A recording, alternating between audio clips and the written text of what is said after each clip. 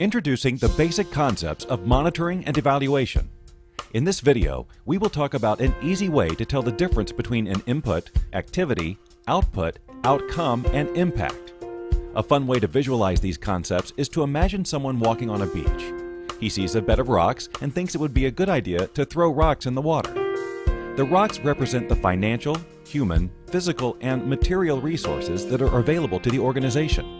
These are the inputs that would be fed into a given program or project. He makes the decision to throw a rock in the sea.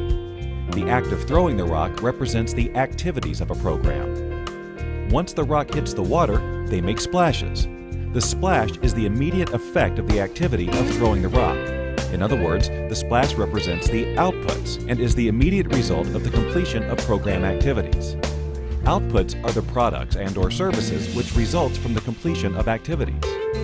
The initial splashes, which are the outputs, create a ripple effect on the water. The ripples represent outcomes. Outcomes are the short-term and medium-term effects of the outputs. In other words, what changes occur due to the output. Lastly, the horizon represents the long-term goals, impact, objective, or the lasting changes that we hope to achieve by the program's intervention.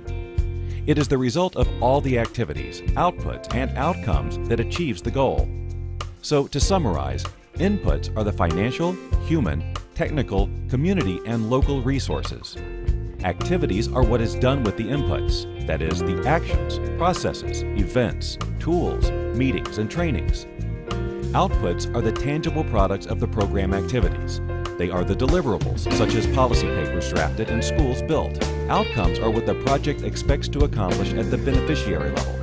It is the intended or achieved short-term and medium-term effects of an intervention's outputs. Goal or impact is the highest end result. This is the change expected over the long term. In the logical framework, the different steps are ordered sequentially. Activities feed into outputs, which lead to outcomes, which achieve the overall goals.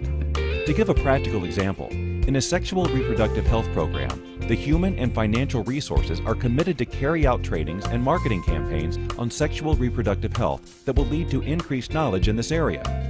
This will result in people practicing safer sex, which will lead to a healthier population with reduced HIV/AIDS and STD rates. This is an overly simple example, but it does illustrate the point well. Hope you now have a clearer understanding of the basic monitoring and evaluation concepts. Thanks for watching.